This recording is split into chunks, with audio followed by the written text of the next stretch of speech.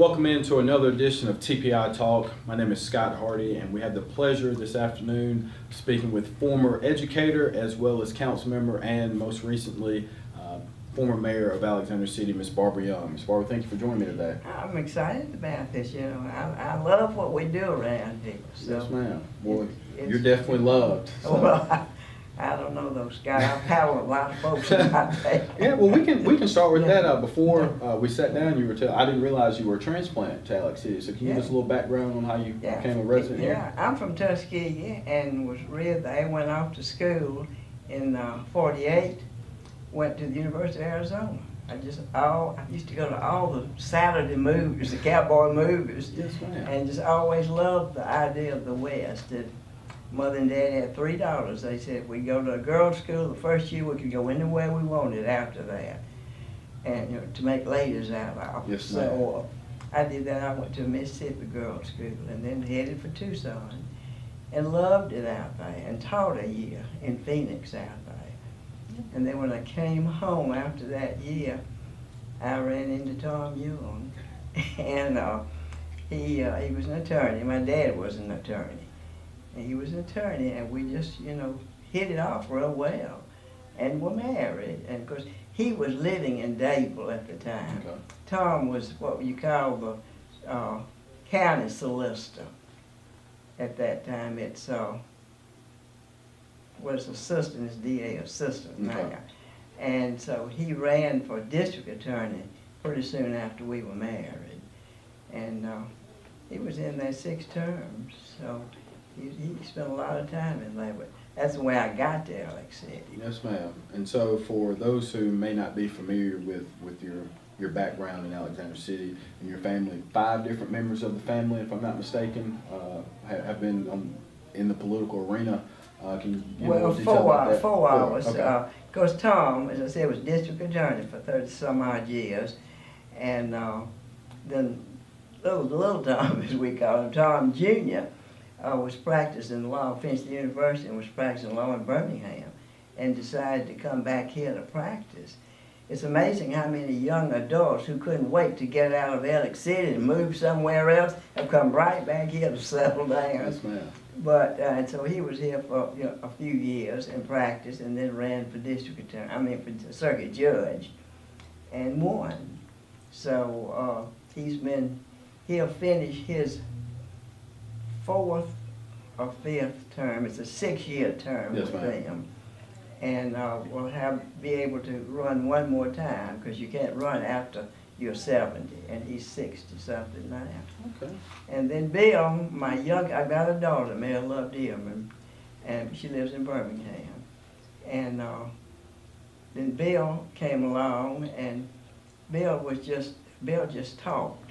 Bill, he just talked and went and did, and has always loved Alex City. Alex City and Auburn are his 2 favorite places, and he loved Alex City. And so after a while, he just decided he would run for council, and he did.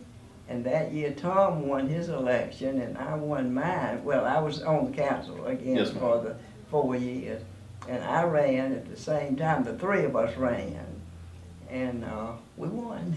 That's pretty neat history there. I know from my perspective now, being on the council and having the relationship with the newspaper, that can be good sometimes, it can be bad, but as long as the truth is being put out and there's opportunity for you to change the narrative on some things, I think that it's beneficial. Could you discuss that a little bit about your family relationship with the newspaper? They were Outlook, and I cannot remember maybe one time, but I won't go into that one, that they have always supported us. When I became a principal, because I was the first female principal in Alex City, and we had taken over the old Russell School, and those were the years when we integrated around here. And so they asked me to take that, and I did, and the paper was backing me all the way with all of us, with what we were doing. Yes, ma'am. And they were very, very valuable to us. And then as we made progress, we moved into Radney and, made progress there. So they've always been a supporter. And I think one reason, as you said, you've got to you gotta give them the facts. And I talk face to face with them. If I have something to say to you, I'm gonna say it to you. I don't normally write letters and all that kind of thing. And where was I going with it? So you got to, and so I was there until I went into, no, I was at the high school first. Let me put it that way. I was at the high school first, and then they asked me to go over to the principalship, and it was at Russell. And it was a little bit uncomfortable for a while with the Russells, with Ms. Russell, because she wanted to keep it. Russell School had been a semi-private school, really. It was just Russell employees' children who could go there. She ran an excellent school. They had one of the best arts program there. They just had a great school. But they had to make it a fully public school. And so at first it was not easy, but Mr. Tom Russell was, and that he knew it had to be done. He was on the Board of Education when this happened. And so he was backing me, and the paper came right behind and backed the concept, and that's when we divided the schools. You know, Jim Pearson from K and 2, and Stevens from 3 to 4, and mine 5 to 5 to 6. To begin with, we had the 7th through the 9th. And those poor little 6th graders that went over there, and then those great big 9th graders, you know, it was kind of intimidating. Yes, ma'am. But with their wisdom, the board decided to put the 9th over into Benjamin Russell, because that's where they started earning the credits. Yes, ma'am. So I went through that, and just, we accredited. We decided when we went there, we would accredit the elementary schools. Benjamin Russell had already been accredited by Southern Association. And we did that, and we got all the publicity and the encouragement from the paper. I will always remember that. So everything I think that I've been involved with along that way, because we were doing what was right for the city. Yes, ma'am. And for the school system. Well, earlier you brought up progress, and so obviously you've been, although you are a transplant, you've been here for quite some time. For a long, long time, yeah. Can you maybe, and I know we had a previous interview with Mr. Frozen, you were saying just about how big a deal it was when Frozens came to town, and so can you reflect back on maybe some of your fonder memories of being in Alex City? I know there's probably too many to name, Yeah. but if you could pinpoint a couple. Well, I worked with the Girl Scouts to begin with. And I was kind of a new kid on the block, because I was with the school system pretty soon after I married, and moved here. And so I was involved in all the sports that they had, and all of the progress that we made with the school system during that time. And the one thing that I wanted to say about the Outlook, they have always backed our school system, our city, giving us all the coverage we needed. Sometimes gave us too much coverage. Yeah. But they have always backed us, and that's what's made this such a powerful instrument in Alex City, the paper. Yes, ma'am. Because it's not just a family thing, in particular this year, or since Mitch has been here, and he's been out on the scene, doing that kind of thing. My fond memories were coming up with those students and then taking over Radney, and I had a lot of those children's children when I got over there.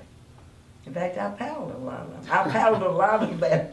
Now, not mamas and daddies, because you couldn't do that in the high school. Yes, ma'am. But, so I loved them, and they loved me. It was good to be a woman principal, because, with all of this thing about males and the problems they have with some males and females and that kind of thing with the children, I could hug them, I could love on them, and it was, fine. But I was very firm with them, but I was fair. And I think that's one reason that I was able to go on to the council, because they knew I was fair. But I love those earlier days here. It was the swimming pool, the recreation department. Remember the junior chamber of commerce? We used to have a junior chamber. The young adults, which would be today that young professional group that you're part of it. and we had them, and they pushed activities. So we've always had a group of young people to push. When some of us older ones, got a little bit slow with what we were doing, they brought a new breath of fresh air.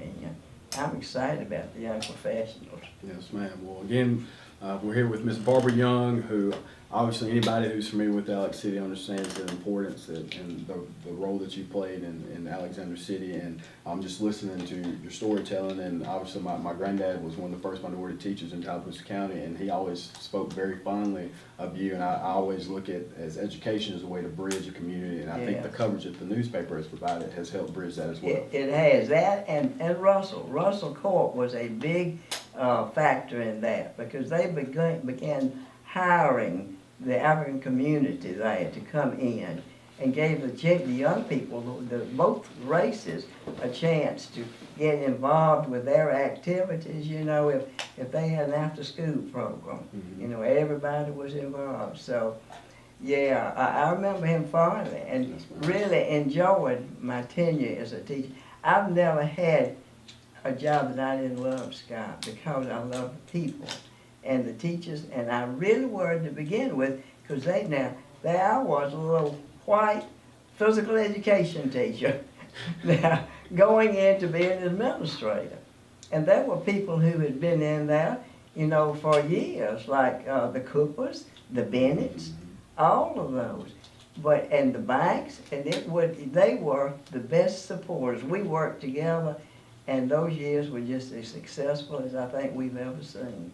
Well, just as we get ready to move forward, and you bring up our current young professionals group, and that's kind of been our model really, is just looking at what other people have done previously and seeing how we can compound that into some more success, and that's what you guys have always done, is make sure that Alex City was getting the appropriate coverage and awareness and attention that it deserved. And so I know during your administration that was such a big thing, and we were just talking, and I didn't realize you'd been on the council, and so how that played a role in you being able to run for mayor at a later date. Yeah, well, and I've always said, and one of the first things I've got on here is that you all have featured, the Outlook has featured what do we call them, the shakers and the movers. Mm-hmm. They have given them all of the credit for what's being done. You get people, people with a lot of money can give donations and things like that, but you all get out there to work. I think about Richard Wagner. Mm-hmm. And I have watched him work, first as a principal, because he was a principal. He was my principal. And then, I guess he would have been, yeah. But I have watched him work in this city, and he didn't just assign people, because he didn't have many people to assign. But he works, he sweats, and he gets dirty. And that's what I'm seeing in this young group. Y'all are not afraid to be a part of it. It's not just allotting activities to somebody else to do, but get out there and do it. And that's, I think, and this paper has recognized that. Yes, ma'am. I think that's really one of the things I've admired about you the most, is just kind of studying and doing some background work for this. Obviously, I've always known you for a while, and Bill and Kaylin and Will, your grandchildren. So I've known them from a family perspective. Bye-bye. Yeah, bye-bye. Like to call it. But you really have, people can talk, like you said, you can give money and that type of thing, but when you really invest yourself in the community, it shows, and so your actions at times can speak louder than words. And so you've always put your money where your mouth is. Yeah, and I think that the Outlook has recognized people that do that. That was one thing that I really have been so impressed with this Outlook.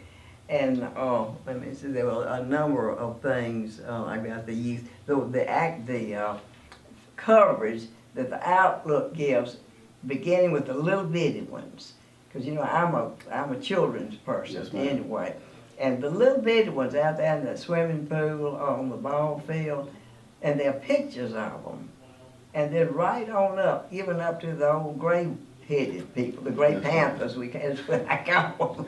We used to have an organization when I was mayor, and it was when we all got together, we had a committee called the Gray Panthers. They went to the legislature to push, the elderly problems and things. So, but anyway, this paper covers all of that in depth, which surprises me. We've got a lot going on around here. Yes, ma'am. And the arts, you know, the efforts that these people who are trying to bring the arts back. It's just, I just think we've got a great city. Yes, ma'am. I think we're definitely in the right direction, and just speaking with people for this project, everybody kind of this is the most positive I think I've heard people talk about Alex City in quite some time. Yeah. And it's the excitement of younger individuals moving in, like you said about Absolutely. we move off, but we always want to come back because it is Yeah. such an inviting and family-oriented. And it's a relatively safe community. Mm-hmm. You know, people say we've got a lot of crime and all, but and I never shall forget when Chief Radford first came, he was from Birmingham, Mm-hmm. and he wanted to see the housing authorities, what he wanted to see first. And I thought, what in the world? Well, he rode down there, he couldn't believe it. You know, the housing authority is run really well. Mm-hmm. It is neat, it is clean, it just, and he said, now, is this your housing authority? I said, yes. And he says, well, you know, I come from Birmingham and from different areas, and he had never seen one like that before. So this city has so much to offer, and this paper covers all of that, which is very difficult to do. Yes, ma'am. Well, Miss Barbara, I would love to continue to sit down. I'm sure I this all can talk kind of. about and get lost in conversation all over the Yes, place. but was there anything in particular? Oh, well, I like the on-the-scene things, and I think I said that Mitch is doing, and I think he's very professional about the way he does it, too. He is. Yeah. He's brought some new energy to Yeah. the paper in his coverage, and we sat down with him to kind of discuss that as well. And so what I told him, you may not always agree with what you have to say, but the most important thing that you can provide to a community is informed, to make sure that they're informed about the things that are going on. Yeah. And for a lot of times, people may not be able to make it to a council meeting, or may not be able to yeah, know and I something. love that Yeah. being streamed on my computer.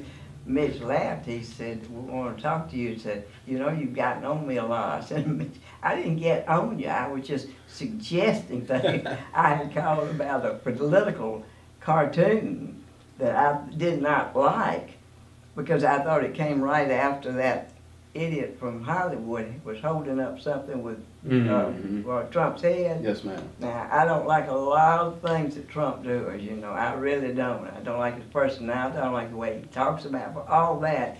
But, it's the president's office, and to do like they're doing, and I thought that followed. I didn't read it. I think I got mad before I ever read it. I mean, really studied it. And I just called him, and I just think that was out of order for this paper. And then he explained to me what it more or less was supposed to be. But I've always felt that I could come up here. One time, Scott, every other word in the paper was misspelled. And I'm primarily an English teacher with a PE. And my mother was an English teacher. My aunts and uncles, I have to worry. Somebody told me, said, "Barbara, you're an English snob." Well, I don't want to be a snob, but I just think that good English is part of an educated society. But I knew the people, so I could call them and say, "You need to go back and check your spelling." So I've never really got it out to me. I love Mitch. Yes, ma'am. Well, I know he definitely appreciated it as well as I do for sitting down and talking with me. And again, this is our 125-year anniversary, Yeah. and you're very much a part of that. You and your family are part of that history. So I'm glad we had the opportunity to sit down and talk with you, and hopefully we'll be able to do it again sometime. Well, thank you. And I'll try to stay on subject next time. Yes, ma'am. Well, this has been another edition of TPI Talk. My name is Scott Hardy. See you next time.